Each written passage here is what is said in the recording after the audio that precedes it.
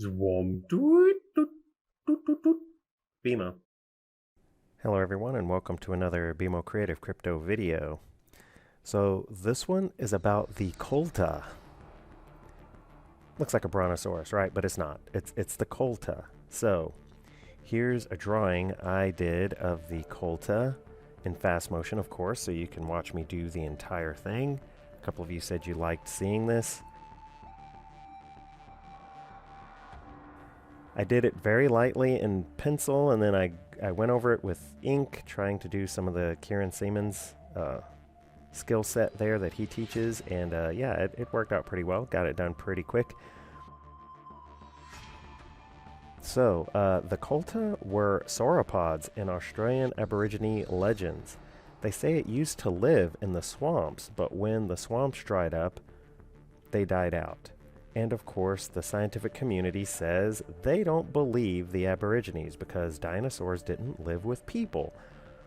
But the Aborigines knew what these things look like, described them to a T. So, yeah, the other thing is, just because scientists say they don't believe the Aborigines, it doesn't stop them from going and digging where the Aborigines said these animals lived. And sure enough, what do you know? They find stuff there. Yes, they do. I don't know why they don't just admit it.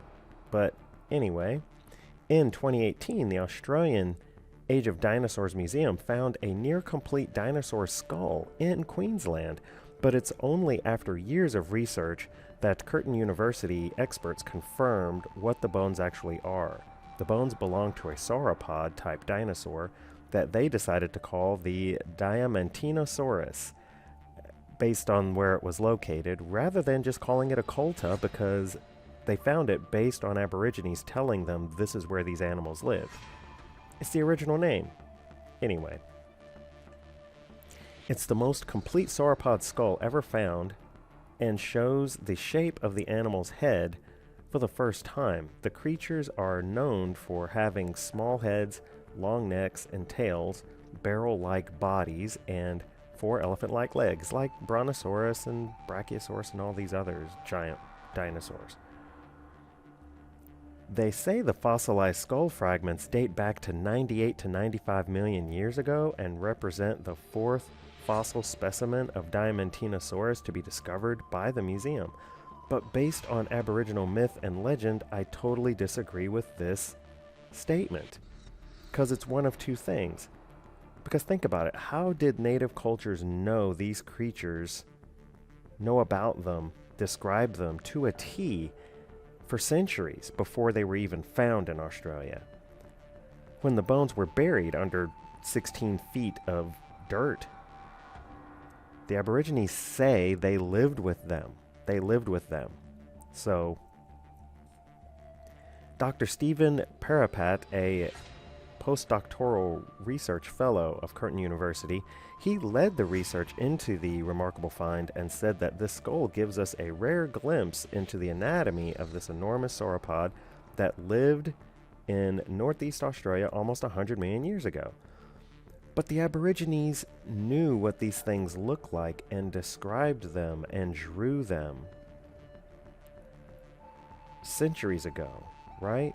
So one or two things is not accurate. Either Aborigines lived 100 million years ago and passed down these stories and descriptions of these creatures, or some of these dinosaurs lived when the Aborigines were there, way more recently, just a few centuries ago. One or the other. Also, I couldn't help but notice this animal looks very similar to titanosaur skulls, which we found lived in South America at about the same time that the Diamantinosaurus lived in Queensland. The brain case, the bones at the back of and the end of the skull near where the jaw joint is, and the shape of the teeth are practically identical. Also, nobody ever talks about this, but it's true. Smaller sizes of these creatures, the Diamantinosaurus as well as the Titanosaurus, are found much more often than these gigantic ones, the full-grown ones. Actually, we don't know if that's full-grown. We just know that's the biggest we found. The smaller ones, the ones that are dog and cat-sized, are found way more often, which tells me that one or two things. Either it takes them a long time to grow up, or they had a lot of babies and they were predated on, or animals attacked them and killed them, or humans did too, when they were smaller and didn't give them a chance to get really huge. And also possibly genetically, if animals as well as if humans lived with these things and we ate them when they were small, they never got a chance to grow, then maybe genetically they reduced in size, kind of like elephants and other species of animals that used to be really gigantic. Anyway, I could keep going on this forever. Let's move on. What do you think? Did some of these dinosaurs live in Australia and South America along with humans just a few hundred years ago? Or did humans live 100 million years ago when these animals walked around and that's how they're able to describe them? Leave a comment below. Anyways, that is going to do it for this one. Please leave a like and subscribe to BMO Creative for more crypto videos. Thanks so much. Bye.